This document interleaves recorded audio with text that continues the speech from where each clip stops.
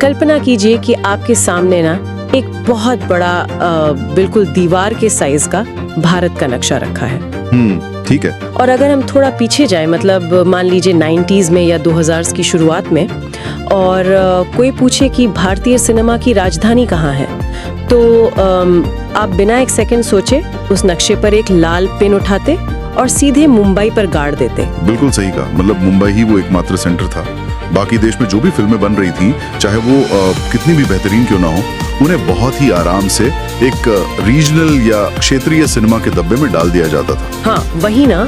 लेकिन आज अचानक से वो नक्शा पूरी तरह बदल गया है। मतलब ऐसा लगता है जैसे किसी ने उस लाल पिन को मुंबई से उखाड़ कर ना हैदराबाद, चेन्नई और बेंगलुरु के बीच में कहीं लगा दिया है। एकदम। बॉक्स ऑफिस पर एक, क्या कहते हैं, एक ऐसा भूचाल आया है जिसने सिनेमा की पूरी पावर डायनामिक ही पलट कर रखी है। बिल्कुल।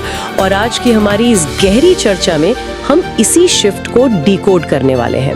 हम अलग अलग सोर्सेज और डेटा के जरिए ये समझने की कोशिश करेंगे कि कैसे साउथ इंडियन सिनेमा और खास तौर पर टॉलीवुड ने 2024 से लेकर इस साल यानी 2026 तक बॉलीवुड को पीछे छोड़ दिया है और बॉक्स ऑफिस पर अपना एक दबदबा बनाया हुआ है। और देखिए, इस बदलाव को समझने के लिए हम सिर्फ हवा में बातें नहीं करेंगे।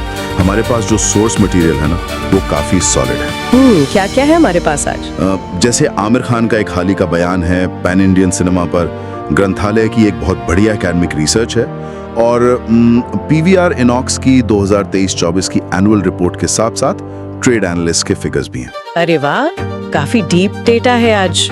तो हमारा मुख्य उद्देश्य ये समझना है कि आखिर ये बाहुबलाइजेशन क्या है, साउथ की फिल्में आम जनता से इतना गहरा कनेक्शन कैसे बना रही हैं, और इस सब का ओटीटी प्लेटफॉर्म्स और थिएटर्स के बिजनेस पर क्या असर पड़ रहा है। ठीक है, आइए इसको थोड़ा विस्तार से समझते हैं। बिल्कुल। और अगर हम इस बदलाव को बड़े पैमाने पर देखें तो सबसे पहले हमें कहानियों की बात करनी पड़ेगी, क्योंकि सिनेमा आखिरकार कहानी से ही शुरू होता है। बॉलीवुड और साउथ इंडियन सिनेमा के बीच का जो सबसे बड़ा फर्क है ना, वो उनकी कहानियों और दर्शकों को चुनने में है। हाँ, और इसी बात पर मुझे टाइम्स ऑफ इंडिया में छपा आमिर खान का वो हालिया बयान याद आ रहा है, जहाँ वो जावेद अख्तर के साथ बात कर रहे थे। हाँ, वो वाला इंटरव्यू काफी वायरल हुआ था। एकदम।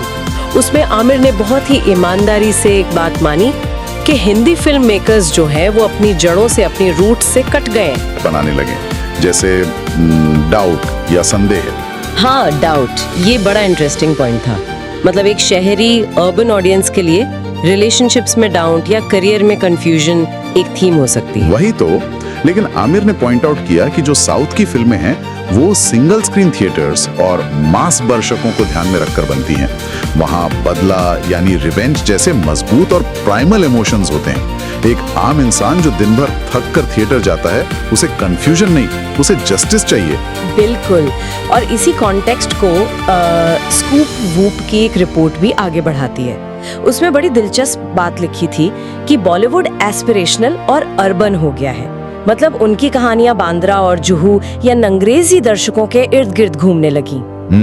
और दूसरी तरफ साउथ की फिल्में, वही ना, साउथ की फिल्में अपनी मिट्टी, खेती और स्थानीय राजनीति से जुड़ी रहीं। अब पुष्पा को ही ले लीजिए, लाल चंदन की स्मगलिंग पर बेस थी, या कांतारा जो पूरी तरह से स्थानीय देवता और जमीन के विवाद पर टिकी थी। बिल्कुल, उन्होंने अपनी लोकल फ्लेवर को नहीं छोड़ा।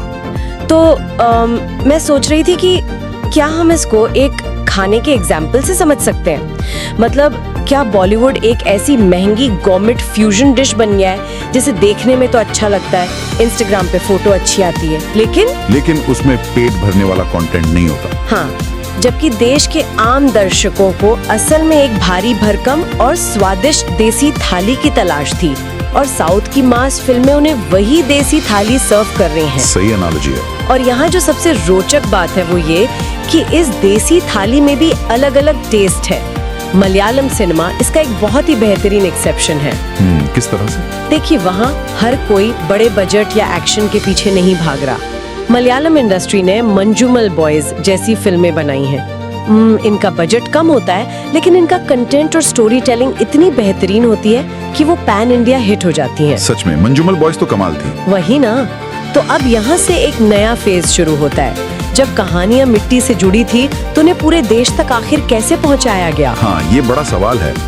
मतलब कांतारा एक छोटे से गांव की कहानी है, तो पंजाब या गुजरात का दर्शक उससे कैसे कनेक्ट कर रहा है? और यहीं पर हम उस एकेडमिक रिसर्च की तरफ बढ़ते हैं जिसने इस पूरे फिनोमेनन को समझाया है। उन्होंने इसको नाम दिया है बाहुबलाइजेशन। बाहुबलाइजेशन, अरे वाह, काफी एकेडमिक टर्म लग रहा है। हाँ, इस रिसर्च पेपर के मुख्य बिंदु ये थे कि इन फिल्मों में यूनिवर्सल थीम्स होती हैं, जैसे रामायण और महाभारत से प्रेरित कहानियां। ये एपिक्स हमारे सबकॉन्शियस में बेस हुए हैं। समझ रही हूँ। इसके अलावा एक अनाथ बच्चे का सिस्टम से संघर्ष, यह सबसे बड़ा इमोशन माँ का इमोशन।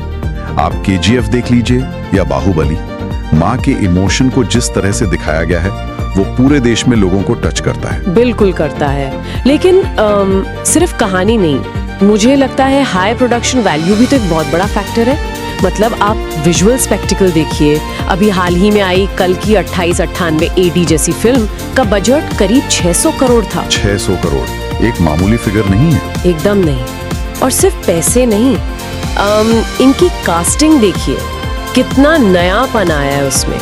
पहले हिंदी स्टार्स सिर्फ अपनी फिल्मों में लीड करते थे, अब उन्हें साउथ की फिल्मों में नेगेटिव या अहम रोल्स मिलने लगे। हाँ, जैसे रोबो 2.0 में अक्षय कुमार। हाँ, और KGF 2 में संजय दत्त। ये कास्टिंग इतनी ब्रिलियंट थी कि नॉर्थ के आम जनता अपने आप थिएटर्स की तरफ खींची चली आई। सही बात है। और इस ग्लोबल अपील की वजह से ही RRR जैसी फिल्म में ऑस्कर और गोल्डन ग्लोब जीता। जेम्स कैमरन और स्टीवन स्पीलबर्ग जैसे हॉलीवुड के दिग्गजों ने इसकी इतनी तारीफ की। पर एक सेकंड, मुझे यहाँ थोड़ा पुशबैक देना है। हाँ, बोलिए। अगर हम सिर्फ बजट और स्टार्स की बात कर रहे हैं तो बॉलीवुड के पास भी तो हमेशा से बड़े बजट और बड़े स्टार्स थे। फिर उनका VFX और एक्शन, अगर हम ब्रह्मास्त्र जैसी कुछ एक एक्सेप्शंस को छोड़ दें तो उनकी बाकी फिल्मों ने उस तरह का जादू क्यों नहीं क्रिएट किया? इसका जवाब उनके काम करने के तरीके में छिपा है। साउथ के फिल्म मेकर्स ने टेक्नोलॉजी का इस्तेमाल अपनी कहानी के इमोशंस को बढ़ाने के लिए किया। उन्होंने सिर्फ दिखावे के लिए VFX नहीं डाला। अच्छा। और एक और बहुत जरूरी बात, उनका सेट पर डिसिप्लिन और स्टार्स की पंक्चुअलिटी। बॉलीवुड में जो एक वैनिटी कल्चर है, जहां स्टार्स की फीस इतनी इन्फ्लेटेड होती है, उसके कंपैरिजन में साउथ का सिस्टम बहुत डिसिप्लिन्ड है। वहां बजट का बड़ा हिस्सा स्क्रीन पर दिखता है, ना कि स्टार्स की डिमांड्स पर। ओह वाओ, ये तो काफी बड़ा डिफरेंस है। और इसी सक्सेस फॉर्मूला का असर सीधे तौर पर बॉलीवुड की उस पुरानी आदत पर पड़ा जो उन्हें सबसे सेफ लगती थी। आप रीमेक कल्चर की बात कर रही हैं। एकदम सही।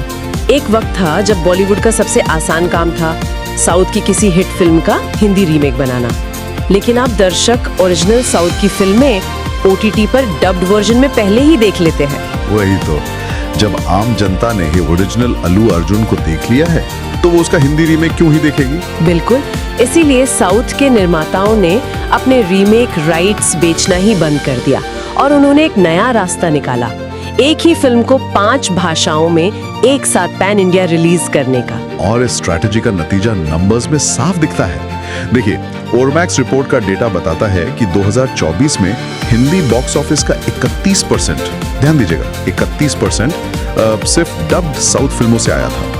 बाप रे, 31% सिर्फ हिंदी बॉक्स ऑफिस से? हाँ, जिसमें पुष्पा 2 का तो अकेला 886 करोड़ का कलेक्शन हिंदी बेल्ट से था। हालांकि 2025 में ये थोड़ा घटकर 11% रह गया, लेकिन 2025 एक बड़ा क्रॉसओवर ईयर बन गया। क्रॉसओवर ईयर यानी अब सब मिक्स हो रहा है। मैं तो इसको सिनेमा का एक तरह से रिवर्स ब्रेन ड्रेन कहूंगी। रिवर्स ब्रेन ड्रेन कैसा? देखिए, पहले साउथ की एक्ट्रेसेस या डायरेक्टर्स बॉलीवुड आते थे, अब क्या हो रहा है? अब आमिर खान तमिल फिल्म कूली में काम कर रहे हैं और जूनियर NTR बॉलीवुड की बड़ी फिल्म वॉर 2 में दिख रहे हैं। हाँ, ये बात तो आपने बिल्कुल सही पकड़ी। अगर हम इसको बड़े पैमाने पर देखें तो अब सिर्फ कॉस्टिंग नहीं बल्कि मार्केटिंग भी पूरी तरह पैन इंडिया हो चुकी है। आप पुष्पा 2 को ही देख लीजिए, उन्होंने अपना ट्रेलर कहाँ लॉन्च किया था? पटना में। एग्जैक्टली, पटना, बिहार में। एक साउथ की फिल्म का ट्रेलर पटना में लॉन्च होना ये इतिहास में पहली बार हुआ है। उन्हें पता है कि उनकी मास ऑडियंस कहाँ बैठी है। वही तो।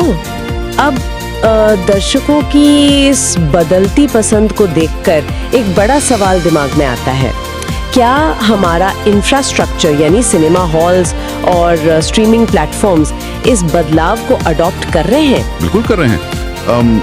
अगर आप पीवीआर आइनॉक्स की 2023-24 की एनुअल रिपोर्ट देखें तो उनकी स्ट्रैटेजी पूरी तरह बदल चुकी है।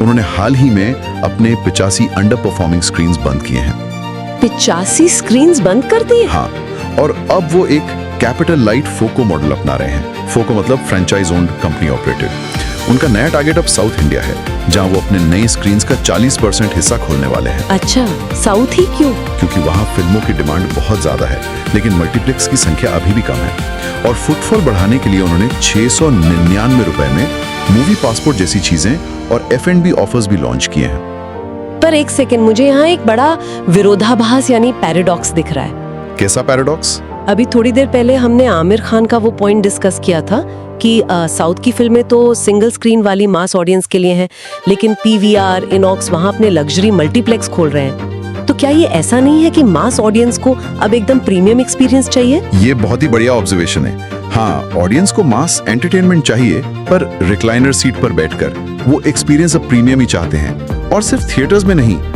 ओटीटी का खेल भी पूरी तरह बदल गया है। वहाँ क्या चल रहा है? रेडिफ की रिपोर्ट के अनुसार 2026 तक साउथ फिल्मों के डबिंग राइट्स के मार्केट में 10% का ग्रोथ होने की उम्मीद है। ओह अच्छा। और देखिए, पहले जो डबिंग राइट्स प्राइम वीडियो या Z5 जैसे प्लेटफॉर्म्स बहुत ही सस्ते में खरीदते थे, जिसे वो सिर्फ लाइब्रेरी फिलर्स कहते थे, अब उनकी कीमत 30 से 50% तक बढ़ गई है। अरे वाह। क्योंकि ये डब्ड फिल्में नॉर्थ और वेस्ट इंडिया में टॉप ट्रेंड करती हैं, क्योंकि डबिंग की लागत हिंदी ओरिजिनल सीरीज से बहुत कम होती है, और जो वॉच टाइम पर रुपी रिटर्न मिलता है ना, वो बहुत हाई होता है। मतलब कम इन्वेस्टमेंट में बहुत ज्यादा व्यूअरशिप और सेफ रिटर्न्स। बिल्कुल वही। तो इस सब का आखिर क्या मतलब है? इस पूरी चर्चा को समेटते हुए मुझे यही लगता है कि एक भारतीय दर्शक होने के नाते अब भाषा कोई दीवार नहीं रही है। सही कहा। मतलब अब सिर्फ ऑथेंटिक कहानियाँ, रूट लेवल के इमोशंस और डिसिप्लिन से बनाई गई फिल्में ही चलेंगे, चाहे उनकी भाषा कोई भी हो। एकदम। दर्शकों के लिए अब ये समझना आसान होगा कि जब वो कोई पैन इंडिया फिल्म देखने थिएटर जाएंगे तो उस एक टिकट के पीछे कितनी बड़ी बिजनेस और कल्चरल शिफ्टिंग चल रही है। बिल्कुल। लेकिन इससे एक बड़ा जरूरी सवाल खड़ा होता है, और मेरे ख्याल से इस पर हमें सोचना चाहिए। क्या सवाल? अगर भाषा अब सच में कोई बाधा नहीं है और आने वाले समय में आर्टिफिशियल इंटेलिजेंस किसी भी एक्टर के होंठों को किसी भी भाषा में बिल्कुल परफेक्ट लिपसिंग कर देगा, तो क्या आने वाले 10 सालों में रीजनल सिनेमा जैसा कोई शब्द इस देश में बचेगा ही नहीं? क्या हर गांव की कहानी उसी वक्त सीधी ग्लोबल बन जाएगी? बाप रे, ये सच में काफी गहरा और बड़ा थॉट है। अगर ऐसी लिपसिंग सच में इतना फ्लॉलेस हो गया तो गेम पूरी तरह बदल जाएगा। खैर, इस पर सभी सुनने वालों को जरूर सोचना चाहिए। आज के इस गहरे विश्लेषण में हमने बहुत कुछ समझा और सीखा। ऐसे ही सिखाते रहिए, नई कहानियों को समझते रहिए, और हम आपसे जल्दी ही मिलेंगे।